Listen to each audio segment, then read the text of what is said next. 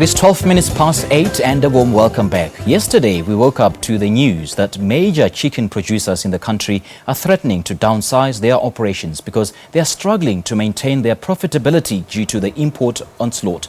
Now, this will, of course, have an impact on jobs. Now, the South African Poultry Association is the mother body of some of these producers, and their Chief Executive Officer, Kevin Lovell, joins us now. We are also joined by Katishi Masemola, who is the Secretary General of the Food and Allied Workers Union, who have called on Trade and Industry Minister to do something. Gentlemen, thank you so much for joining us. And I hope you had your eggs this morning, if not your chicken. Certainly did. All right, Katishi, I'm going to start with you. Now, what are your thoughts on Minister Rob Davies' sentiments, saying that he's aware of the influx of bone-in chicken from the European Union? Is this encouraging for you?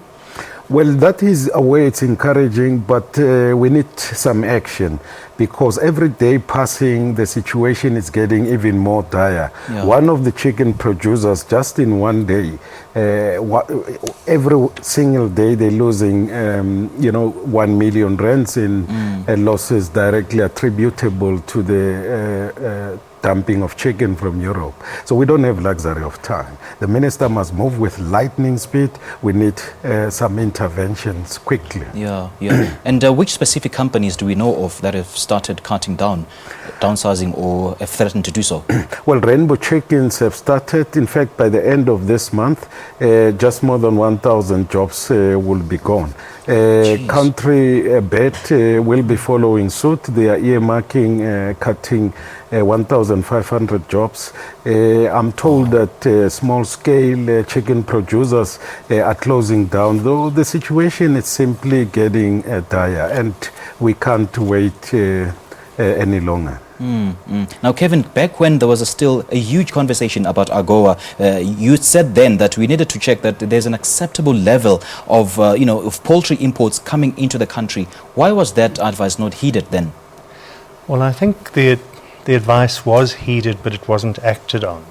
The difficulty that government faces is that we choose as a country to behave in an ethical and honourable way in our trade negotiations and trade deals.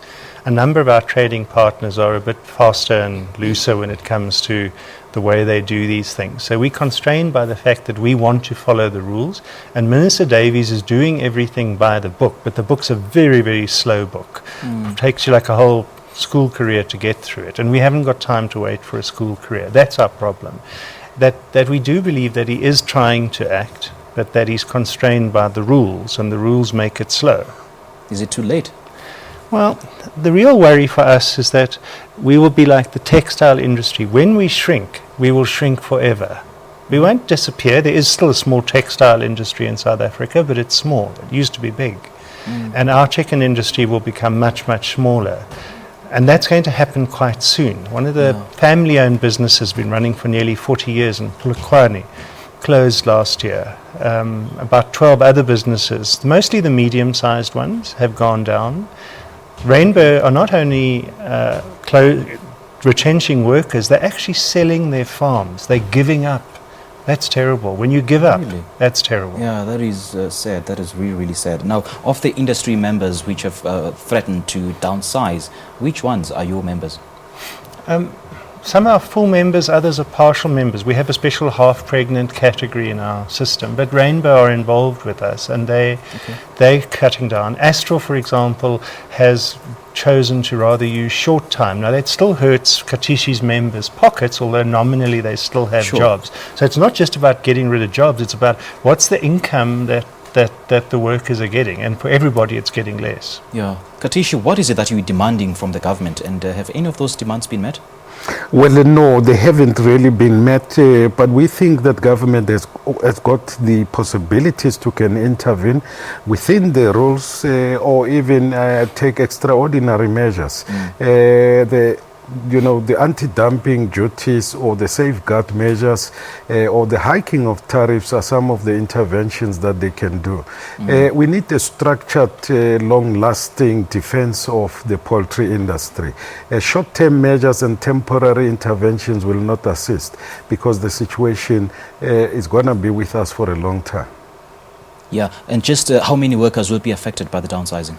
Currently, and I'm not aware of the small scale to medium sized companies, Kevin may be well aware, currently just about 3,000 workers are definitely going to lose their jobs. But the figure will rise if nothing has been done. And those are direct employees. For every person that works for a company, there are people who produce feed, all sorts of other things as well, which more than double the number that will actually eventually, it'll take, there's a few months lag, but they'll lose their jobs as well. So if we weren't importing, we would create around about 50,000 direct and indirect jobs for South Africans. 50,000 jobs would make a difference for us. I know we've got 1 million, but 50,000 is a good start to get to that million. But then, Kevin, how did you get here? What is it that we did wrong, or what is it that we didn't do for us to be in this impasse? We've only really been part of the world for 25 years or so, or 22 years officially, where we became a democracy. And we had to reposition ourselves in the world space. Agriculture all around the world has always been a highly protected and distorted market and economy. And we're a small country. We're less than 0.5% of global economic power or turnover. We can't expect to set the rules for the world. We have to accept that the big guys are going to behave badly, and we have to find clever ways to manage that. We haven't dealt with the clever ways yet. But don't think we can get the big guys to behave well. We won't. It's a bit like you had a clip now on the president-elect, and everybody's worried about what he's going to do in the USA. All right. Kevin and Katishi, thank you so much for your time. Great chatting to you this morning. Thank you. All right, there is Katishi Masemola, who is the General Secretary of the Food and Allied Workers Union, and as well as Kevin Lovell, the Chief Executive of the South African Poultry Association, speaking to us about the poultry industry in South Africa. Well, this is Morning Live. We'll do your sport shortly.